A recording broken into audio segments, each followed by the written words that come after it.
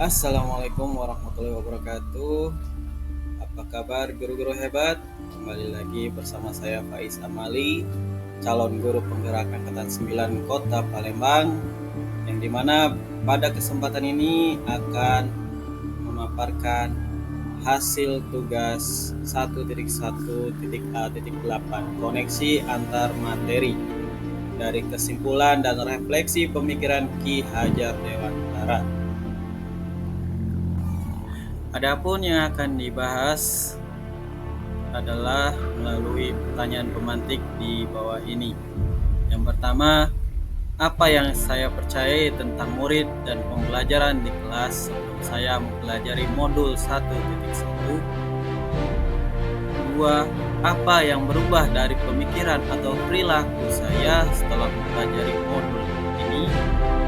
Dan yang ketiga, apa yang dapat segera saya terapkan lebih baik agar kelas saya mencerminkan pemikiran Ki Hajar Dewantara.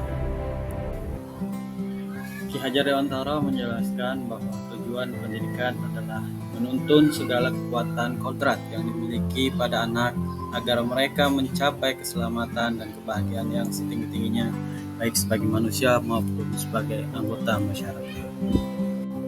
Dasar-dasar pendidikan menurut Ki Hajar Dewantara. Yang pertama, menuntun. Menuntun di sini dimaksudkan menuntun segala kekuatan kodrat pada anak agar mereka dapat mencapai keselamatan dan kebahagiaan yang setinggi-tingginya baik sebagai manusia maupun sebagai anggota masyarakat. Yang kedua, pendidikan harus memperhatikan kodrat bawaan yang dimiliki oleh anak, di mana kodrat anak ini berhubungan dengan kodrat alam dan kodrat zaman. Kodrat alam itu sendiri merupakan kekuatan atau potensi yang dimiliki oleh siswa, yang dimana kekuatan dan potensi tersebut dapat terbentuk dari lingkungan di mana siswa itu tinggal. Kemudian kodrat zaman diartikan bahwa salah satu hasil dari pembelajaran adalah berupa keterampilan yang memang dibutuhkan di zaman.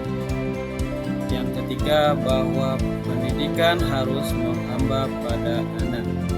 Dalam arti, pendidikan harus berpusat pada siswa, di mana guru harus dapat memfasilitasi kebutuhan baik itu minat, bakat, gaya belajar, karakteristik yang dimiliki siswa, dan dapat menghadirkan model serta metode yang menyenangkan dalam memberikan pelayanan pembelajaran sehingga siswa termotivasi dan pembelajaran menjadi bermakna.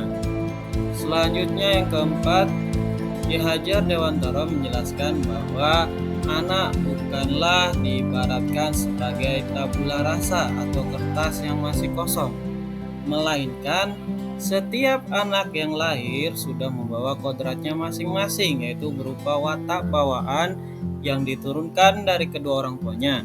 Akan tetapi masih dalam keadaan yang samar-samar. Dan di sini tugas guru adalah menebalkan garis yang masih samar-samar tersebut sehingga nampak jelas dan diharapkan siswa nanti menjadi manusia yang seutuhnya. Yang kelima, pendidikan budi pekerti.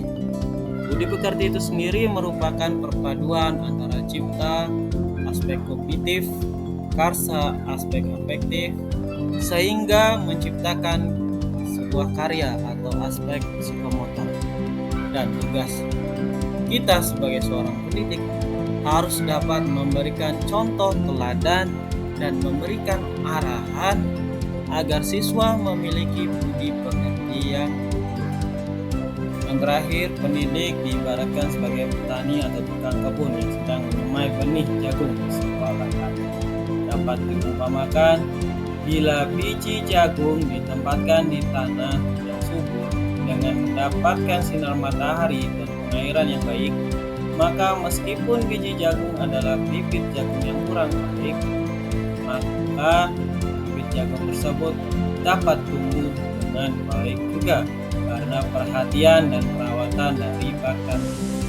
Demikian sebaliknya, meskipun biji jagung itu yang disemai adalah bibit yang berkualitas baik, namun tumbuh di dalam lahan yang gersang dan tidak mendapatkan pengairan dan cahaya matahari serta tangan dingin petani, maka biji jagung itu mungkin tumbuh namun tidak akan optimal.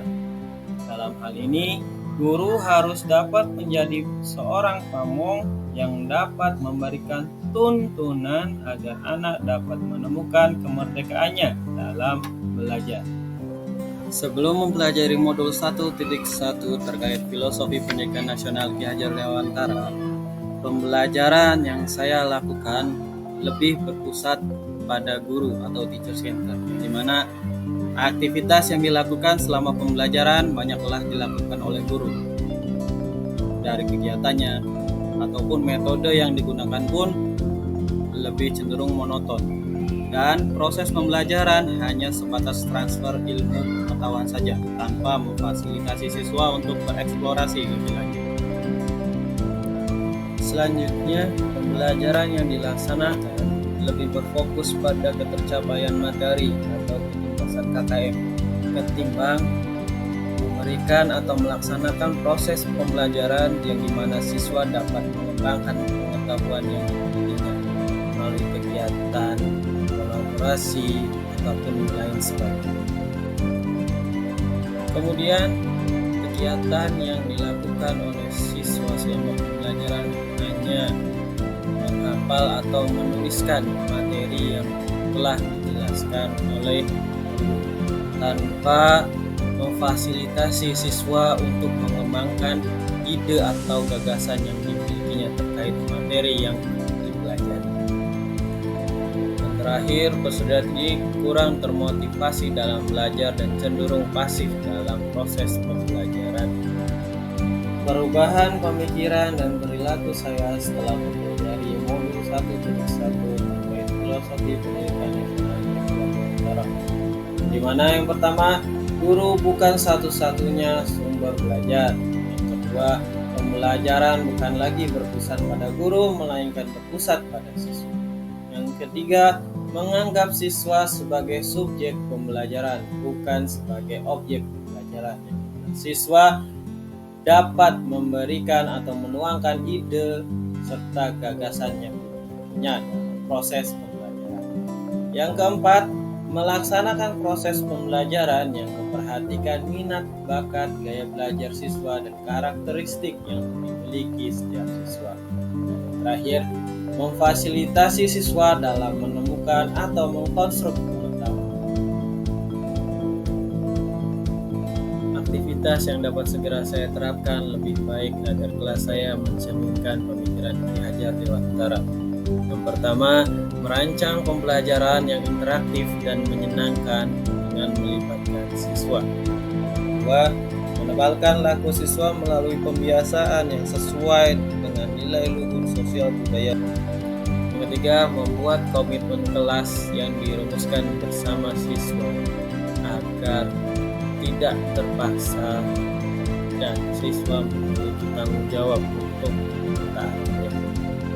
Keempat, memberikan teladan yang baik itu dari perkataan, sikap atau perilaku maupun tindakan sebagai seorang.